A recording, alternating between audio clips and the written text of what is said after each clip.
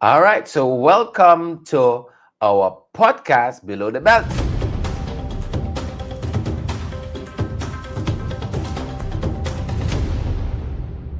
Folks, it is June 19th. Believe it or not, we're over the halfway mark of June, heading down to the end of the month. And I got a birthday coming up at the end of the month. Jarita's on the 23rd, Ricky's on the 28th, I'm on the 30th. And so quite a few birthdays are coming up. As we get on with the program tonight, folks, we're watching that. And we want you guys to share the broadcast as well. We're doing the same. Wherever you're joining us, folks, we invite you to share the live for us. Please and thank you. Smash that emoji button as well because we want as many persons to get the valid and credible information. Please and thank you. I see Wanella is on with us and Tommy is here. These are the late night folks. You got to get a nightcap in. Last bit of the political fix. Got to get that in, folks. And I want to talk tonight. You all know by the time we're here, we're gone on the podcast. I want to talk tonight a little bit about the GECOM Shenanigans. I want to talk a little bit about that because we can't take our eyes off GECOM, folks. We do so to our detriment. If we only take our eyes off GECOM, can't eat with dinner. Can't eat with dinner. You know, the folks at GECOM, they're the cats. And Hazel, Chiron, and all the others, you know, they tell us, you can't put cat to watch milk. No, it's the folks at GECOM you're talking about. You can't put cat to watch milk. And we've been following them. We've been watching the issues. Let me come to the center. Yeah. We've been watching those issues that have permeated the GECOM's agenda for the last 5 years. And as we said in the larger broadcast tonight, it is quite strange that it seems we have learned nothing. We are right back there. And so let me be the first to say, I just shared the live to a couple places. Let me just say, folks, shame on Planet Singh. Shame on Vishnu Prasad, the chief elections officer. Shame on the deputy chief elections officer, Anil Giddings. Shame on all the PPP commissioners there, because nothing has changed, because these guys do not want things to change. It suits their modus operandi. Let's get into our program tonight as we talk about the GECOM Shenanigans.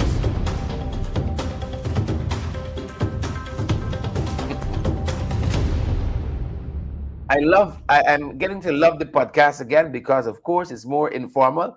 Good to see Lester Williams on the live and Tommy Gibbs here. And I know it's only the real political junkies like us gonna be up minutes to 11 in the night. Maybe it's later where some of you are, depending on your time zone. It could be earlier. But it's only the real. This is how you separate the novices, the apprentices from the old heads. You see? The old, all 1 o'clock, 2 o'clock, we still have watching wrong, you know. We watch wrong to keep our eyes on what's happening at GECOM. Folks, there was a stakeholder meeting today. Political parties met with GECOM today to ask technical questions, that's what they say, and to get responses from GECOM. And you know what? It leaves a lot to be desired, some of what came out of GECOM. One of the issues is the lack of clarity on the joiner list, right? And representative selections for the joiner list. If you have a joiner list, who or how many persons can occupy a seat in the National Assembly? If you have a joiner list with several parties, can each member of a party be extracted from the list to head into the National Assembly, or is it one party? GECOM doesn't seem to know Simone Graves, Marlon Thomas, Samuel and Patricia. Folks, I'm so happy. They got some political junkies like me that you all up still burning the midnight oil. Perhaps some of you at work, you're at home, your spouse is sleeping, your spouse right next to you saying, oh God, it's he again. This loud mouth man again. How? Get here off quick now. Shout out to you folks who always show up with us. And listen, we got to keep our eyes on GECOM. We have to keep our eyes on GECOM, or I tell you folks, cat eat your dinner. No, in our previous program, In the Ring, we showed you what lots of the political parties said. But like I said, for this broadcast, I want to focus a little more, folks, a little more on what GECOM said, some of what GECOM said, and more in particular, some of what its representative in Anil Giddings said. So let's take a look at some of that.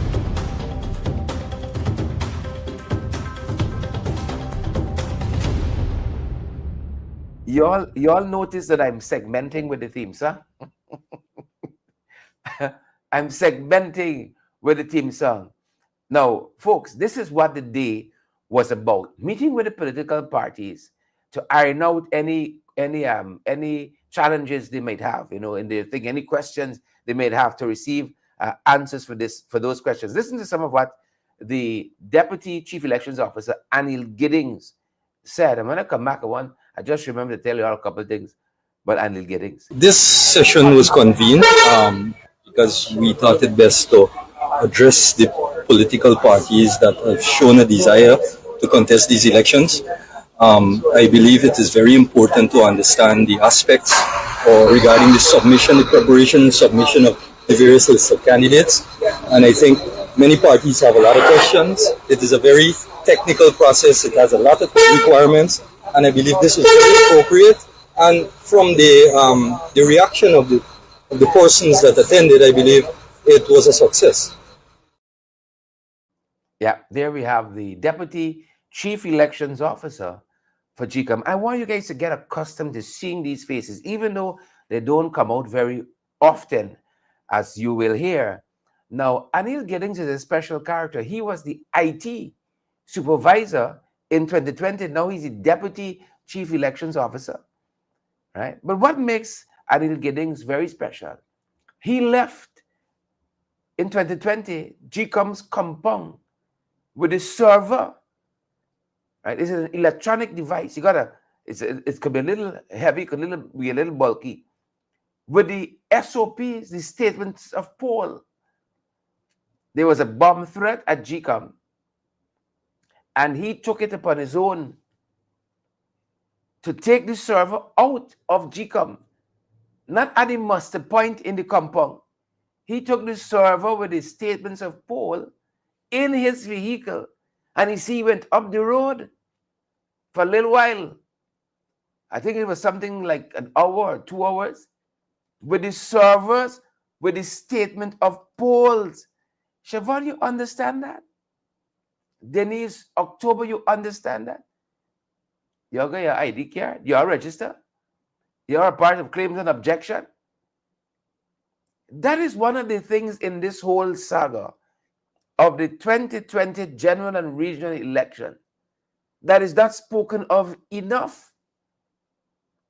What did he do with that server, with his statements of poll, when he left GECOM for however long it was, and when he returned?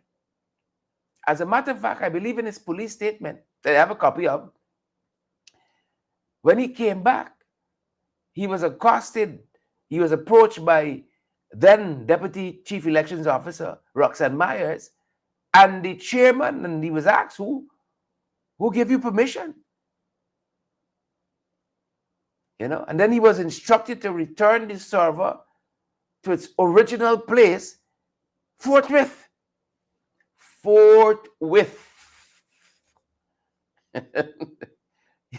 You all think it's one thing happened to GECOM?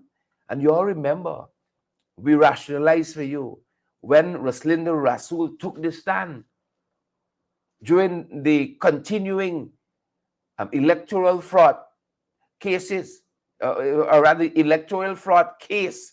They've consolidated the matters together and hearing all of them one time. Roslinda testified that the SOPs were left on the table unattended for a long period of time while there were PPP agents and perhaps other folks there as well. These are things that should have been ventilated long ago, perhaps in an election petition. But you folks know how the PPP, they have fought elections petitions tooth and nail this government here. Tooth and nail. They have fought it. Again, I'm just giving you some signposts as we examine a couple more issues over the next 20 minutes or so. So we're talking about the join the list. Lots of political parties apparently had questions about this join the list. Right? Beverly Alert, for instance, my sister from the Alliance for Change, my party of choice. That's another story. That is another podcast of its own. Beverly said today that GECOM has failed to address the rules governing the join the list and who is recognized as the representative for the join the list in the National Assembly. Nicola Trotman, for instance, said that the issue has been unresolved for over 2 years. Believe it or not. She further said that GECOM failed to provide answers at the meeting just today. And then we had Dr. Mark France, for instance. He's from a new and united Guyana, Anug. He went on to talk about the legal confusion on who represents the journalists in the National Assembly and rights that exist within the join the list. And Dr. Mark France also criticized the delay in GECOM coming to a finality on this issue. Our brother Nigel London as well, Bishop Pastor Nigel London, went on to warn that the lack of clarity on such issues undermine the readiness for elections. And then our sister Simona Brooms, she suggested that there is unequal treatment between new and returning parties, when trying to form join the list arrangements. These were some of the concerns that were raised concerning this notion of the join the list. And even though you will hear to the contrary, this matter has been on the table for quite a while now. December last year, I think it was, GECOM had a press conference. Once a year they crawl out from under the rock, Claudette and others. And they had a press conference and this issue was raised. How come, Guyanese? How come Anil Giddings, Deputy Chief Elections Officer, Vishnu Prasad, Chief Elections Officer, Claudette Singh, Chairman of GECOM, can come and tell us that this issue is yet unresolved? It seems to be that GECOM is deliberately not solving these issues. Leadership must fix things, must fix systems. Leadership must bring solutions. Because it seems as though if there remains confusion on the join the list, it keeps more persons outside of the National Assembly than inside of the National Assembly. Let's say this matter was only raised last year, the last time the chairman of GECOM crawled out from under the rock. A year is sufficient time to have ventilated this issue. Lily Gulliver watching from Maryland, Tommy Gibbs and Diane Graves Zandi, Roxy Daly, Austin, Linda. More than sufficient time. I want to take you all back just a little bit to that press conference of November 22nd, 2024, and to the legal officer, then legal officer of GECOM, as he was asked, I think by news sources, Gordon Mosley, he was asked about this issue of the join the list, November 22nd, 2024. I tell you all, we're around these parts. Us on this side, we got memory like elephant. So here is Mr. De Silva, attorney at law, responding to a question by News Source's Gordon Mosley on this issue last year. Take a look. Take a listen. The Representation of the People Act addresses this issue. It says how joint the parties are to be treated with. It says how seats are to be allocated to join the lists. And it says how seats are then to be further allocated among the parties that form the joiner. Can you explain that to us, if you can, in terms of who gets the seat, as in this situation that we have now? Okay, so according to Section 97, we're a combination of lists. That's what it's called. Where they are awarded seats. Those seats are awarded as if they're one list. But then Section 97(5) says that seats must be further allocated among those parties in the same way, using a different electoral quota. And the different electoral quota is the number of votes that they got. Now, obviously no individual party would have gotten all of those votes. So then it goes to which party has the highest number of votes. And the seats are allocated in that way. So if it's one seat, the party with the most votes gets that seat. For the duration of the... For the entire period, yes. Yes. Yeah, you heard it there, folks. Attorney at law, Kurt De Silva, walking the media through the journalist arrangement. The only thing is, no sooner was that press conference, November 22nd, 2024, concluded. GECOM says he was expressing a personal opinion. That's not a view of GECOM. You understand why they got rid of Kurt De Silva? Well-trained, bright young fella, ably qualified, aptly qualified. They got rid of him.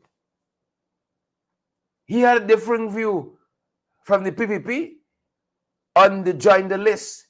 He had a different view from the PPP on residency requirement. He had a different view from them. And they got rid of him. Some people think the PPP really like them, you know. You better keep towing the line. The minute you step out the line, you get expelled like Kemraj. The minute you step out the line, you get expelled like Moses Nagamutu. You know, you might leave like Ralph Ramkaran. Minute you got, you're in your own deliberate judgment. So that was Kurt De Silva. His contract was not renewed. GECOM said in his appraisal he performed exceptionally well. Tick the box in every regard. But yet he failed. This is how GECOM and the government operates. This is how PPP and the government operates. He passed all the questions, but yet he failed the exam. And juxtapose that with critics and what the Public Procurement Commission said. For the Bellevue pump station, for instance, he didn't satisfy none of the criteria.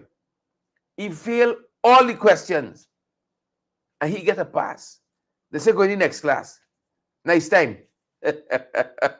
Nice time. We want to hold on to you to Buse Dung dancing, Buse Dung sheriff, cuss out prayer. Nice time, folks. Nice time. But what did GECOM say?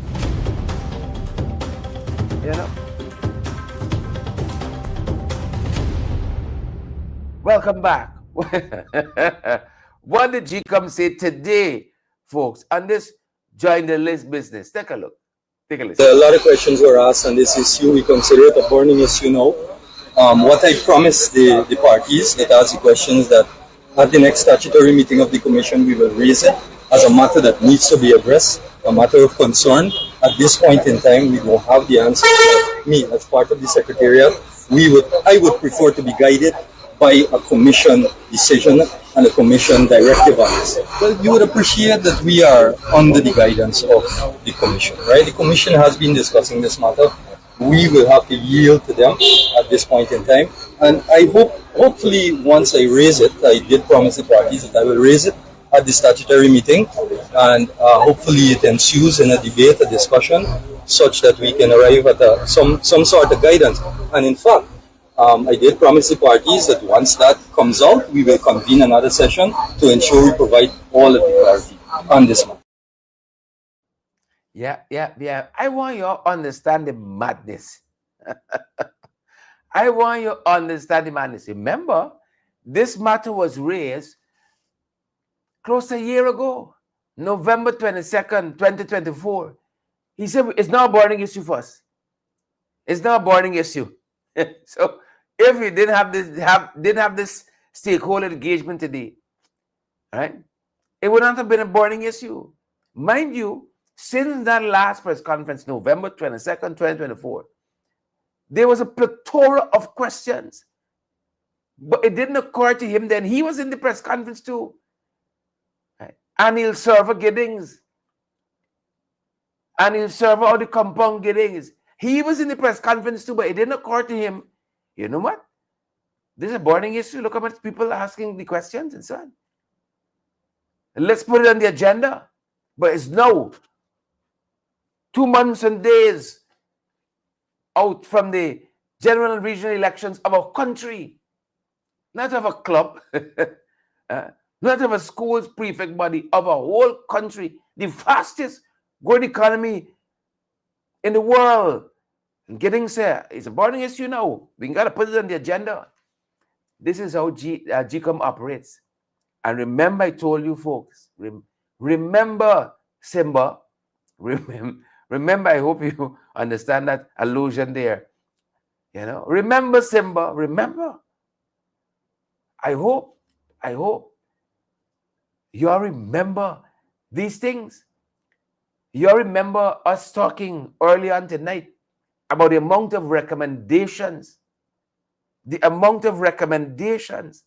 were made by the observer missions, whether it was the Commonwealth, it was the Organization of American States, the OAS, CARICOM, Carter Center, whoever else, the EU, the European Union, the British, the Americans, raise these matters. Don't worry, local observer bodies.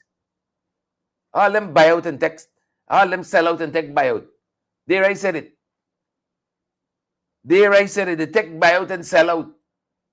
You have Racinda Rasool. She was with AmCham. But she left observer work now. Big position now in government. Big brown bag. You gotta watch them. So close to a year later, and GECOM hasn't solved this problem. They have not solved this problem. You know, to the Alliance of Change's credit, I remember when they had an engagement with GECOM a couple months ago, they were appalled at the abysmal state that GECOM was in and its preparations, and they sounded the alarm since then. GECOM said, no, they're exaggerating. And today, person after person said, all is not well at GECOM. All is not well at all. I heard Mark DeFrance from ANUG propose that the courts may need to rule on this matter of the join the list. Anil Giddings said, I think it's a burning issue. Right? He said this might need some clarification from the court. Please and thank you. And all of the stakeholders underlined spoke to the readiness and preparedness of GECOM for these September polls. The preparedness or the absence thereof for these polls. Again, Beverly Alert says she got zero confidence in GECOM's ability to conduct the election. Nicola Trotman, her colleague, also expressed this desire, saying that perhaps if these guys aren't ready, they should postpone this election.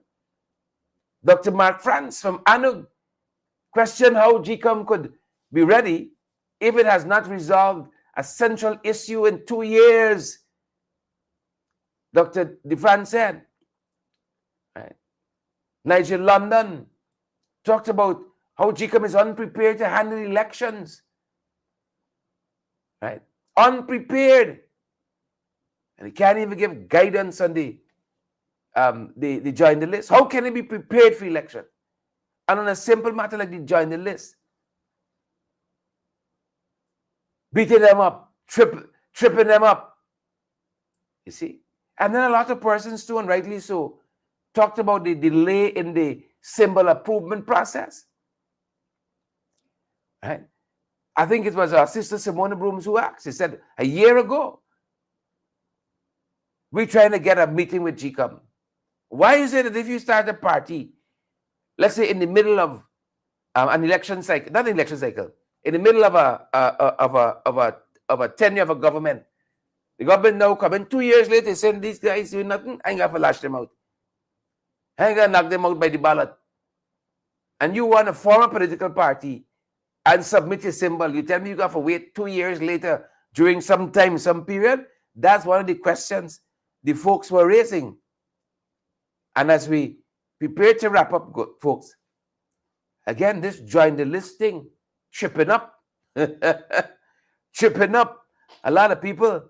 But I love what the chief scrutineer of the APNU coalition said when she was asked by veteran journalist Nazima Raghuber about the readiness of the APNU coalition. Now, let me just take a pin right here. I find Nazima Raghuber is one of the better journalists this country has. She is a friend of mine also would say par excellence. Par excellence. She's a fantastic journalist, seasoned journalist. I could listen to her rationalize ideas whole day. It is always so fresh. She's so witty and smart. You know, I'm always impressed by her. I always learn something new. Whenever you talk to her, have you seen this report? Have you seen that? Have you read this? Do you know that? Have you listened to this? So insightful. You know, our young journalists could learn a thing or two from folks like this, from folks like Nazima Raghuber. Folks like my brother Travis Chase, his willingness to go the extra mile under all sorts of conditions and circumstances, sometimes a threat to life and limb. There is Travis, working hard as ever, folks, and I on the fence. I'm not taking instructions. These are folks that, you know, as we say, everybody got a bad ways. You know, I got to ask my pal Ruben, was Nazima's bad ways? But I know, no doubt, you know.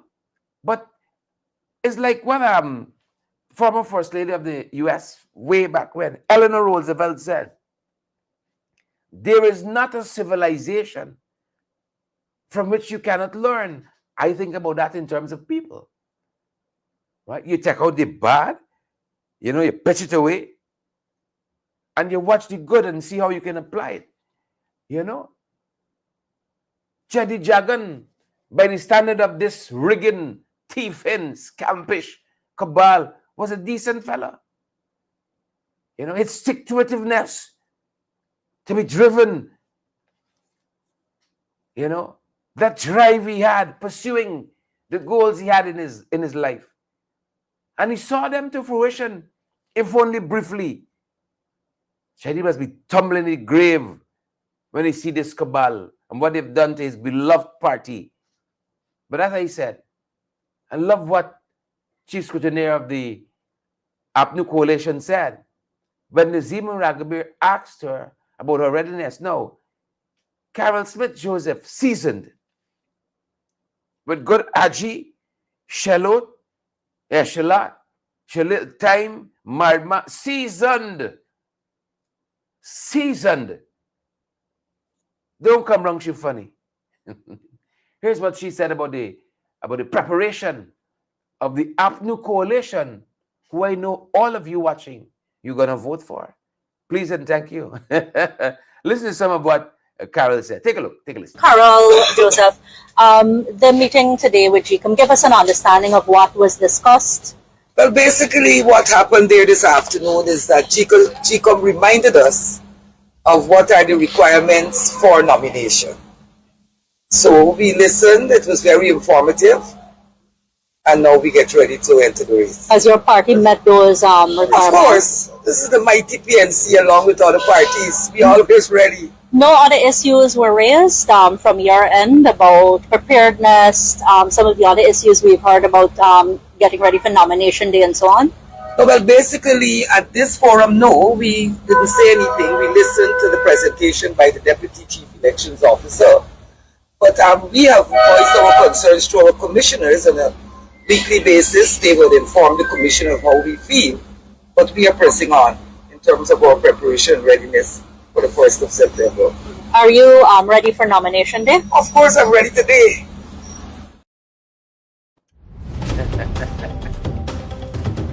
Yeah. Love it. Yeah. By telling you, on your mark, Carol, I'm up the road already. Ready today. Nomination day. Today. Love it. Love it. Live it. Love it.